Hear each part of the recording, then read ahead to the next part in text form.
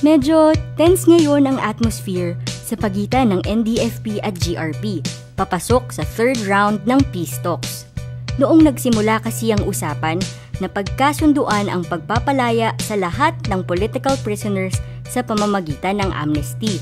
Pero tila ngayon ay nag-iiba na ang ihip ng hangin. Even now they're asking for the release of 130 political prisoners. Sabi ko, I cannot give you that. But for the NDFP, tila ginagawang hostage ng GRP ang political prisoners para i-pressure sila sa isang madaliang peace agreement nang hindi naman nilulutas ang roots ng armed conflict. Bakit nga ba ayaw pa silang palayain? Samantalang maraming political prisoners ang matatanda na at may karamdaman. Last month, pumanaw na nga ang isa sa kanila, si Bernabe Ocasla. Would you believe, nakaposas pa rin ang 66 years old na mamang ito kahit comatose na sa ospital? Biktima lang din ng bulok na criminal justice system ang mga political prisoners. Mayroong isinip sa akin na warrant of arrest, pero iba yung pangalan, Harold Castillo. Kaya sabi ko, hindi ako yan. Binigay ko yung ID ko, pero walang ginawa ang nahuli sa akin. At hinuli ako noon sa Santiago, Isabel. Taliwas sa news reports, hindi lahat sa kanila ay rebelde. Gawa-gawa lang ang karamihan ng ebidensya at kaso laban sa kanila.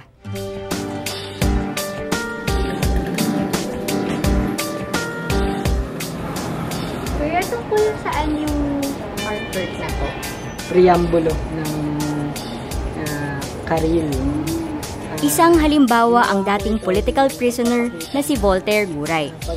Dahil walang mahuling NPA kung saan siya naroroon, siya ang dinakip at pinagbintangang rebelde ng militar. Tubong Rizal si Voltaire at nooy nakikipamuhay lamang sa mga katutubong dumagat na tinutulungan niya sa kanilang oposisyon sa Laiban Dam. Gustong palubugin, gustong tayuan ng dam. Sa 18 barangay yung palulubugin nila, doon maraming katutubo at mga magsasaka ang maaalis doon sa lugar nila. Kitang-kita ko na matindi yung pagsasamantala sa mga katutubo at magsasaka. Sinasamantala sila dahil sa kakulangan nila sa edukasyon. Yung mga ganong kalagayan na mga magsasaka at katutubo, ang itinutulungan namin sila doon na ipaglaban yung kanilang karapatan. Isang araw, dumating ang mga sundalo sa kanilang pamayanan. Natutulog ako sa isang bahay ng magsasaka at sinabi sa akin nung may-ari ng bahay na marami daw sundalo sa paligid. May presensya daw ng NPA dun sa lugar at dahil wala naman silang nahuli, ako yung hinuli nila. Tinalian ako sa kamay at piniringan ako. Sinakay ako sa motor. Kitang-kita yun ng taong baryo dahil alam naman nila kung ano yung ginagawa ko doon. Dinala ako sa detachment na malapit doon sa area na yon. Ilang araw siyang inkomunikado o walang komunikasyon sa mga mahal sa buhay, pati na rin sa abogado, habang ini-interrogate sa loob ng kampo. Tuloy-tuloy yung interrogation nila sa akin nung panahon na yon. Habang nakapiring ako, kinakasahan ako ng mga barel sa paligid ko at sinasabi nila na nahukay na daw yung paglilibingan ko. Saka lamang siya dinala sa kulungan at sinampahan ng umano'y gawa-gawang kaso. Pagmamayari ko daw yung explosive na hawak ko daw, yung granada ko ayon sa testimony ng mga sundalo. Pero ang totoo, wala naman akong dalang explosive at sinamahan pa nila ng 7 bala. Kuya, ano pa yung mga naging karanasan mo sa loob ng kulungan? Sa loob ng kulungan, dahil napakalimitado lang yung galaw mo, kailangan mo talagang libangin yung sarili mo. Napakabigat sa loob, lalo pat alam mo rin na yung mga kaso sa'yo ay mga gawa-gawang kaso.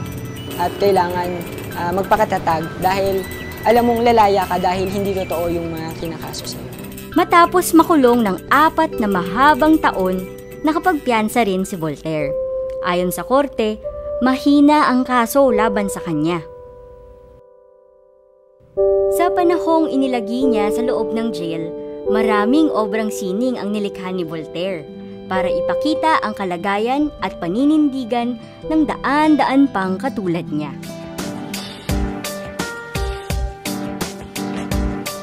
Isa sa mga ina-address ng peace talks ay ang injustice sa ating bansa. At isang injustice ang patuloy na pagkakakulong sa mga freedom fighters. Hindi ba tama lang na palayain natin sila?